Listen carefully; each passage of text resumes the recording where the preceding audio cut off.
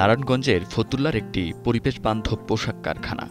গাছের ছায়া আর সবুজে ঘেরা প্রাঙ্গণ কারখানার কর্মপরিবেশকে করেছে মনোরম। ভিতরে পুকুর থেকে শুরু করে রয়েছে শ্রমিকদের জন্য বিশ্রাম নেয়ার জায়গা।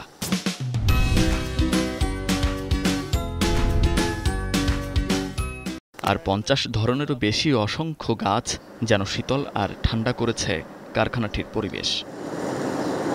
লিড সনদপ্রাপ্ত ৩ তলা বিশিষ্ট সবুজ এই কারখানার ২য় তলায় চলে মূল কাজ, যেখানে শ্রমিক রয়েছে ৫ শতাধিক। তীব্র গরমের মধ্যেও যারা কাজ করছেন তারা যেন অসুস্থ হয়ে না পড়েন, সেজন্য রয়েছে খোলামেলা পরিবেশ আর প্রাথমিক চিকিৎসার ব্যবস্থা। এখানে যথাযথ ফ্যান আছে, তারপরে এয়ার কুলারের ব্যবস্থা আছে। এখানে কাজ করে আমাদের অনেক শান্তি লাগতেছে। বাইরে যে পরিমাণ গরম, বাইরে গেলে যে গরমটা লাগে এখানে অতটা গরম লাগতেছে না। গরমের দিক থেকে আমরা অনেকটা শান্তিতে এই জায়গায় কাজ করতে পারতেছি। চারিদিক সাইড দিয়ে জানলা দরজা খোলা থাকে, অনেক বাতাস থাকে, আবহাওয়া অনেক সুন্দর, মানে তাপমাত্রাটা একটু অনেক কম আর কি। প্রচন্ড গরমের কারণে কোম্পানি থেকে স্লাইন দেওয়া হইতেছে, বা তারপরে চারপাশে গাছপালা আছে, এই কারণে গরম একটু কম আসছে। ফতুল্লা অ্যাপারেলসের মতো দেশে এখন সবুজ কারখানার সংখ্যা ২১৫টি। এসব কারখানায় কর্মপরিবেশ আন্তর্জাতিক মানদণ্ডে হওয়ায় এখানে আলো বাতাসের আধিক্য রয়েছে বেশ। তাই বাইরের তাপমাত্রার সাথে ভিতরের তাপমাত্রা যেমন মিল নেই, তেমনি শ্রমিকরা এখানে কাজ করছেন স্বাচ্ছন্দ্যে। তবে তীব্র গরমে সবুজ কারখানা নয় এমন কারখানায় কর্মপরিবেশ নিয়ে প্রশ্ন থেকেই যায়। ছোট বড় মিলিয়ে দেশে পোশাক কারখানার সংখ্যা ২৫০০-এর বেশি, যেখানে কাজ করছে ৩০ লাখের বেশি শ্রমিক। তাদের হাতের স্পর্শে দেশের শীর্ষ রপ্তানি খাত তৈরি পোশাক। রপ্তানি আয়ের ৮৪% আসে এই খাত থেকে। কিন্তু শ্রমিকদের নিরাপদ কর্মপরিবেশ কি সকল কারখানায় নিশ্চিত হয়েছে? রাজধানীর মিরপুরের কয়েকটি পোশাক কারখানার চিত্র পুরোপুরি ভিন্ন। পরিবেশ এমন যেন ফ্ল্যাট বাড়িতে হয়েছে কারখানার পুরো আয়োজন।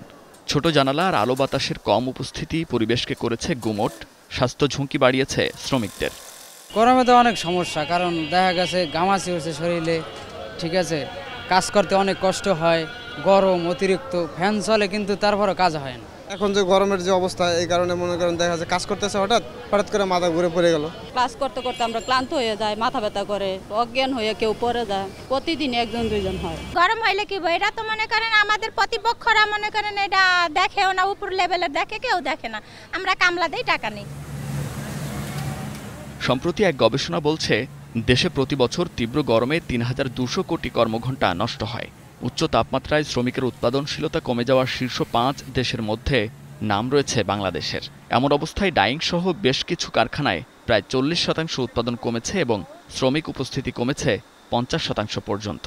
আর সার্বিকভাবে শ্রমিকের কর্মদক্ষতা কমেছে প্রায় ৫০%। অনেক বেশি গাছ পালার মাঝখানে আমাদের এই ফ্যাক্টরিটা, ফলে এইখানে আমার এই সমস্যাটা হয়নি। কিন্তু আমাদের ডাইং ইউনিটে প্রায় ২০ থেকে ৩০% শ্রমিক প্রতিদিনই অ্যাবসেন্ট থাকতো, কারণ এমনি ডাইংয়ের যে স্বভাবগত কারণে ডাইংটা একটু গরম বেশি থাকে, স্টিম থাকে, হিট থাকে, সেই সাথে ওইখানে একটু গরমটা বেশি হওয়ার কারণে আমাদের শ্রমিকটা একটু বেশি অ্যাবসেন্ট দিচ্ছিল। ফলে কোনো দিন আপনার ৩০, ৪০ এবং ৫০% আমাদের প্রোডাকশন কম হয়েছে এই গরমের কারণে। প্রতি বছর গরমে কম আর বেশি অ্যাবসেন্টিজম বাড়ে, কিন্তু এবারটা একটু বেশি বেড়েছিল আর কি। যদি মানুষ একটু তাপদাহে ভোগে, অবশ্যই তার প্রোডাক্টিভিটি একরকম থাকবে না। যেসব জায়গায় ধরেন আয়রনিং করা হয়, যেসব, তারপরে আমাদের ফিউজিং বলে একটা জায়গা আছে যেখানে কাটিং ফিউজিং করা হয়, সেসব শ্রমিকরা একটু অসুস্থ হয়ে পড়ছে এবং তারা মাঝে মাঝে একটু ব্রেক নিচ্ছে। তারা একদিন কাজ, সপ্তাহে ১-২ দিন অ্যাবসেন্টিজম তাদের মধ্যে আমরা দেখতে পাচ্ছি, কিন্তু সেটি একটু ম্যাসিভ প্রোডাকশন স্কেলে না। শ্রমিকের কাজের স্থানে পর্যাপ্ত আলো বাতাস ও স্বাস্থ্য ঠিক রাখতে শ্রম আইনে কারখানার অবকাঠামো পরিবর্তনের নির্দেশনা দেয়া থাকলেও প্রায় ৯২% কারখানায় তা যথাযথ মানা হয়নি। এক্ষেত্রে শ্রম পরিবেশের মানদণ্ড পুনর্বিবেচনার পরামর্শ বিশেষজ্ঞদের। এছাড়া নিরাপদ কর্মপরিবেশ নিশ্চিতে নতুন করে বিনিয়োগের কথা বলছেন তারা। আগে যেভাবে শ্রম পরিবেশের মানদণ্ড নির্ধারণ করা হয়েছে, সেটা কিন্তু আমাদেরকে সামনের দিনগুলোতে যাচাই বাছাই করে এটা কিন্তু পুনর্বিবেচনা করার সুযোগ আছে। আর আমরা যদি কোনো কিছু না করে ফেলে রাখি, তাহলে যেটা হবে কি, বায়ার্সে তারা নতুন নতুন স্ট্যান্ডার্ডস নিয়ে আসতে পারে, সেটা হয়তো আমাদের জন্য ভালো না হতে পারে। গার্মেন্ট সেক্টর আমার কাছে মনে হয় যে একটা কালচারাল চেঞ্জ আমরা দেখতে পাচ্ছি। আর চ্যালেঞ্জ হচ্ছে অন্য সেক্টরগুলোতে আমরা এই জিনিসটাকে প্রসার করতে পারবো কিনা। যদি করতে পারি তাহলে সেটা আমাদের জন্য ভালো হবে, শ্রমিকের জন্য ভালো হবে, উৎপাদনশীলতার জন্য ভালো হবে। কর্মক্ষেত্রে অতিরিক্ত তাপমাত্রা ও বন্যার কারণে তৈরি পোশাক খাতে প্রায় $27 বিলিয়ন রপ্তানি ক্ষতিগ্রস্ত হবে। তাই কারখানায় শীতল পরিবেশ নিশ্চিতে স্থায়ী পদক্ষেপের পাশাপাশি টেকসই নিরাপদ কর্মপরিবেশ তৈরির পরামর্শ অর্থনীতিবিদদের। মুন্নাফ রশিদ, এখন, ঢাকা।